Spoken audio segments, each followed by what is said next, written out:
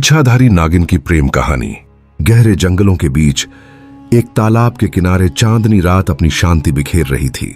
उस तालाब का पानी साधारण नहीं था। कहा जाता था कि वहां नाग नागिनों का निवास है।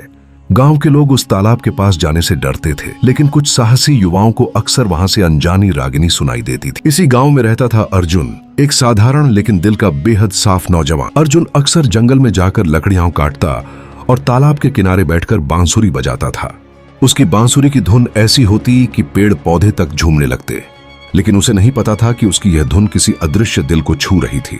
वह थी नागिन रूपा। रूपा असल में एक इच्छाधारी नागिन थी, जिसने सदियों से इंसानी दुनिया से दूर रहकर सिर्फ अपने नागलोक की रक्षा की थी।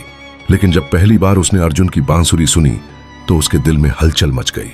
रूपा का दिल कहने लगा, क्या इंसानों के बीच भी कोई ऐसा हो सकता है जो सच्चा और पवित्र हो? दिन बीतते गए। अर्जुन और रूपा की मुलाकातें होने लगीं। अर्जुन समझ नहीं पाता था कि यह रहस्यमयी युवती अचानक जंगल में कहां से आ जाती है और गायब कहां हो जाती है। लेकिन धीरे धीरे उसके दिल में भी प्यार की कली खिलने लगी।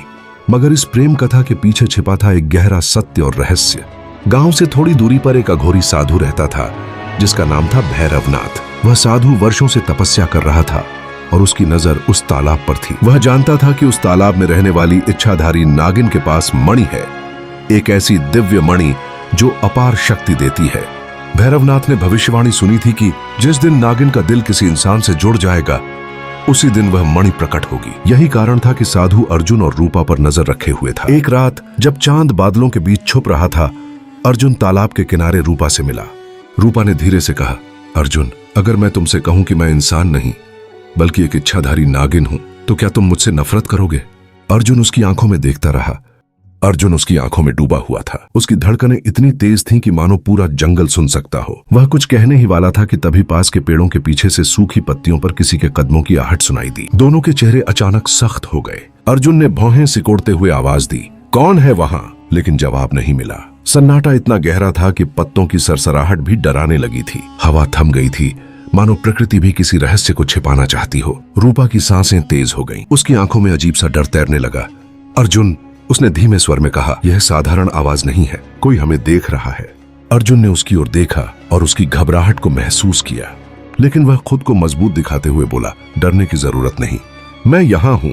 वह धीरे धीरे कदम बढ़ाकर उस दिशा में गया जहां से आहट आई थी। झाड़ियों को हटाया, पेड़ों के पीछे झांका, मगर वहां कुछ नहीं था, बस टूटी डालियां और बिखरे हुए पत्ते। वह वापस लौटा और बोला, शायद कोई जंगली जानवर रहा होगा। लेकिन रूपा की आंखों में बेचैनी बनी रही। उसने धीमे स्वर में कहा, नहीं अर्जुन, मैं जानती हूं कोई हमारी हर हरकत पर नजर रख रहा है। अर्जुन उसके पास आकर बोला, रूपा, तुम कुछ छिपा रही हो। कौन है वो? क्यों डर रही हो? रूपा चुप रही। उसकी नजरें जमीन पर झुक गईं। उसके होंठ कांपे, मानो वो कुछ कहना चाहती हो, लेकिन शब्द गले में अटक गए। अर्जुन ने उसका हाथ पकड़कर मजबूती से कहा, अगर मुझ पर भरोसा है तो सच बताओ, तुम्हारे इस रहस्य को जानने का हक मुझे है। रूपा की आंखें भर आईं।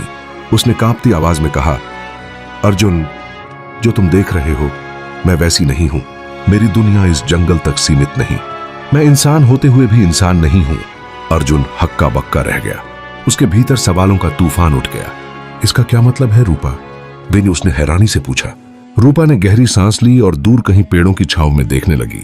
तुम्हें समय आने पर सब जान जाओगे, लेकिन अभी इतना जान लो कि मैं ऐसे बंधन में हूं जहां न तुम्हारी समझ काम आएगी न ही तुम्हारा साहस।